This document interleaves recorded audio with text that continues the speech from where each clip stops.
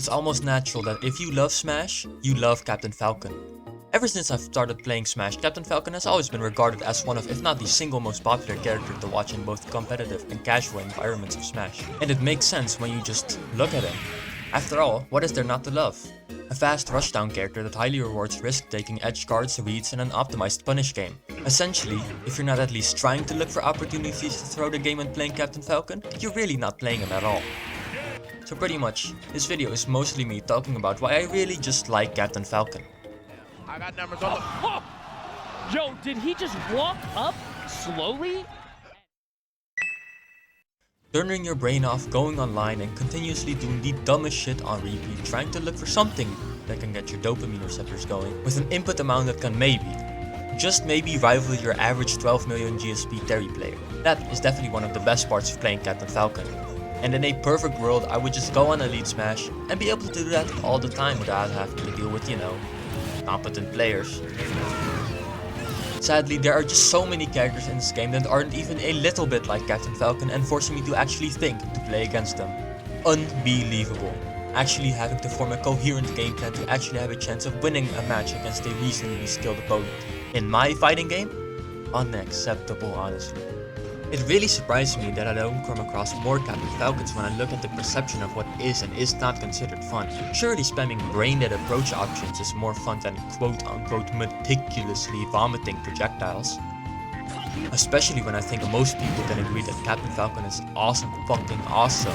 Thankfully, after a certain amount of playtime and experiencing enough suffering and anger at the hands of projectile characters and Fighters Pass 2 to make your own Super Smash Bros. Rage compilation, you develop an autopilot that allows you to play well enough to the point of not instantly losing whenever encountering a Samus whose first thought is to always down B whenever 2.5mm above the ground, allowing you to still roll your hands on the controller while melting away brain cells, all the while still being able to play decently. Whenever my amount of whiff down air starts going further into the double digits, I sometimes start to think, does my opponent know that I am trying to hit some semblance of a cool combo? And to that I conclude, no. They are stupid dum-dums. Of course they don't know I'm trying to hit something to get my dopamine receptors going, but Captain Falcon is very tailored towards trying to hit combos and risky edge guards, so again, if you're not going for them, are you even playing Captain Falcon? You especially gotta try hitting a rewarding move when it's not necessary at all and keep continuously trying until you hit big. Legend has it that 90% of Captain Falcons quit going for down airs on grounded opponents before they hit their first knee confirm. But after that, sky's the limit for what you can go for. Like you can keep going for down air knee, into more down airs, into more knees, because I'm not good enough to break the execution barrier of anything more complicated than that. And I'm lazy. The only annoying part is of course trying to hit fun stuff on people and or characters that don't have the worst defensive options possible. Someone always rolling in or recovering high when you show any kind of offensive presence always makes things easier. For example, look at this opposing Captain Falcon.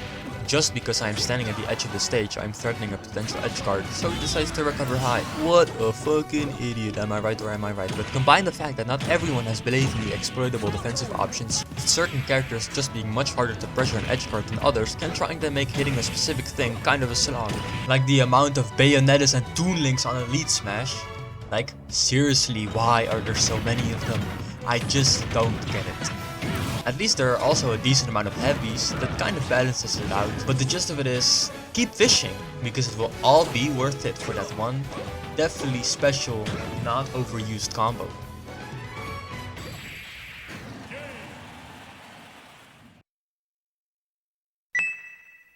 The combos and the edge guards aren't the only reason Captain Falcon is so beloved and fun to watch, having all the makings of what is typically considered a hype character. But it also helps that he doesn't have any huge dislikable qualities as well. He doesn't really have any spam, he doesn't have projectiles, he doesn't have any spammable projectiles. Those moves that people often don't like.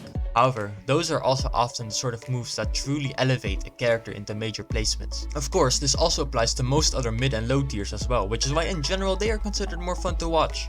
A sentiment I can see myself agreeing with outside of one character.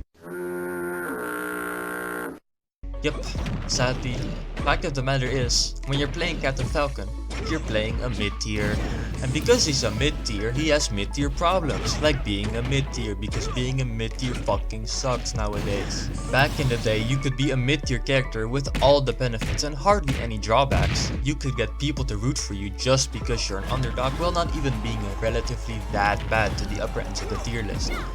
Now you just get gatekept by Steve and Min and you want to die. However, sticking to playing a character that isn't as likely to see the win screen as often is a respectable endeavor. Except some of them. Some of them I hate actually. But like I said, it's a respectable endeavor, especially when you don't care about winning and just want cool clips. But even so, it can be quite easy for a lot of people to gravitate towards top tiers. So if you aren't one of those, just know, nobody actually cares about tiers that much. So yeah. Captain Falcon almost embodies everything that's fun about Super Smash Bros. For me. Captain Falcon is potentially the most fun Ditto matchup in the entire game, only really rivaled by Ganondorf, and in both a casual and competitive environment, he's one of the most fun characters to watch and play. And that will hopefully be the case for the next Smash game as well. Goodbye.